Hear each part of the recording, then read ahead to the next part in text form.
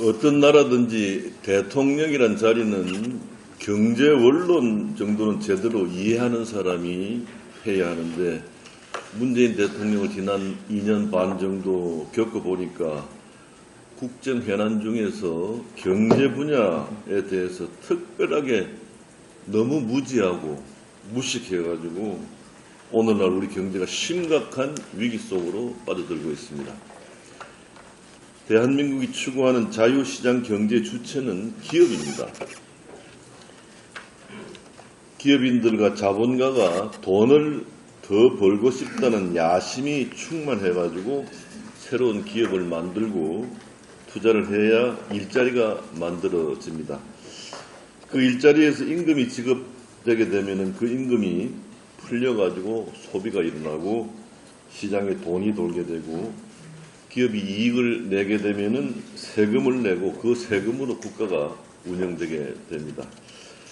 결국 경제가 성장하는 것이 경제의 기본 원리입니다. 문재인 대통령을 보면은 이러한 경제 원리를 제대로 모르고 심지어는 이해하려고 노력도 하지 않는 것이 여실하게 드러나고 있습니다. 첫째, 문재인 정부는 좌파 사회주의 이념에 입각해가지고 소득주도 성장이라는 엉터리 정책을 그동안 추진해왔습니다. 소득주도 성장이라는 것은 투자 없이 소득을 높일 수 있다는 환상이고, 소득을 올려주면 그걸 기반으로 다시 소득이 늘어난다는 궤변이자 거짓말에 불과합니다. 그러한 궤변으로 우리 경제를 이끌었으니 우리 경제가 망가져서 위기를 맞는 것은 어떻게 보면 당연한 귀결이라고 생각을 합니다. 둘째로, 문재인 정권의 경제정책은 한마디로 반기업 친노조에 기초한 기업 때리기와 기업인 내쫓기로 정리할 수 있습니다. 지난 2년 반 동안 기업은 적이고 민노총은 친구라는 그런 생각으로 최저임금의 급격한 인상, 또 주 52시간제 강제도입, 법인세 인상 등으로 기업인들의 투자 의욕을 꺾을 대로 꺾어놨습니다. 경제 공정이라는 정치 이념을 적용하면서 기업이 갖고 있는 돈을 분배 차원에서 내놓으라고 하니까 기업인들이 투자 의욕을 완전히 상실해버렸습니다. 셋째로, 지금 대한민국이 필요한 것은, 지금 가장 필요한 것은 노동개혁과 규제개혁 같은 근본적인 구조적 전환입니다. 그런데 문재인 정부는 민노총과 좌파단체들의 눈치를 보면서 노동개혁이나 공공개혁 같은 말은 한마디로 언급조차 하지 않으면서 앞으로도 전혀 바꿀 의지를 내보이지 않고 있습니다. 예컨대 선진국들의 경우 실리콘밸리에는 출퇴근 시간이 없다는 말이 있을 정도로 불철주야 뛰고 있는데, 문재인 정권은 주 52시간 강제라는 경제에 치명적인 독약을 도입해서 근로자들의 일할 권리를 빼앗고 기업 활동을 근본적으로 어렵게 만들었습니다. 그러다 보니 기업인들이 요즘 서로 만나면 아직도 한국에서 사업하느냐, 문재인 정부 임기가 아직 절반밖에 안 지냈느냐 하고 한숨을 내쉬고 있는 것이 현재 실정입니다. 문재인 대통령이 경제를 내버린 자식 취급하고 기업인을 홀대하고 적대시한 결과 투자, 수출, 고용 등 모든 경제 지표가 망가지고 급기야 올해 경제 성장률도 아마 1%대로 떨어질 것으로 예상이 됩니다. 정치 권력이 기업과 기업인을 괴롭히면 기업인들은 두 가지 형태의 파업을 하게 되는데, 하나는 폐업하는 것이고 다른 하나는 돈과 기술을 가지고 외국으로 나가서 투자하는 것입니다. 지금 전국 산업단지를 돌아보면 매물로 나온 공장이나 폐업이라는 간판을 단 기업들을 수많이 볼 수 있습니다.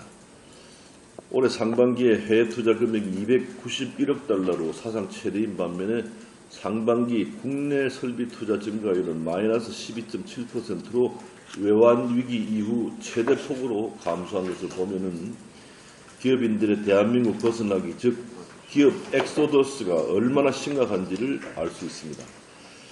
기업인들이 대한민국을 버리면서 투자를 줄이자 곧바로 나타나는 것이 좋은 일자리의 감소입니다. 흔히 제조업 일자리를 좋은 일자리라고 하는데, 문재인 정부의 기업 때리기가 본격화된 2018년 제조업 일자리는 무려 5만 6천 개나 감소했고 올해 9월 수치를 보면은 전년 동기 대비 무려 11만 개가 줄어들었습니다.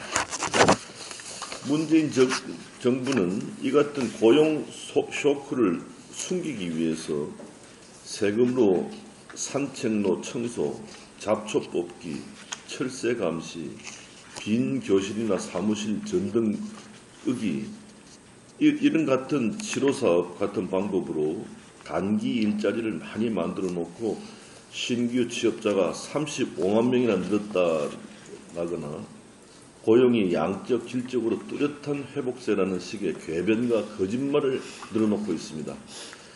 며칠 전 문재인 대통령이 국회 시전영설에서 이런 거짓말을 막 해대니까 야당 의석에서 크게 비판하는 목소리가 나올 수밖에 없었습니다. 그런데 저는 과연 문재인 대통령이 밑에서 써준 것을 모르고 이렇게 읽는다면은 이 정말 무지한 것이고 알고도 국민을 속이려는 것이라면은 정말 나쁜 대통령인데 둘 다 큰 문제입니다. 노동자가 파업하면은 해당 공장이 문을 닫는 것에 그치지만은 기업인이 파업을 하면은 나라 경제가 망가지고 대한민국이 무너진다는 사실을 우리 명백하게 알아야 합니다. 경제에 무식한 문재인 대통령이 이러한 사실을 깨달을 날은 절대 오지 않을 것 같습니다. 문재인 정부의 독선과 이념 성향을 볼 때 앞으로도 전혀 기대할 게 없다고 생각이 됩니다.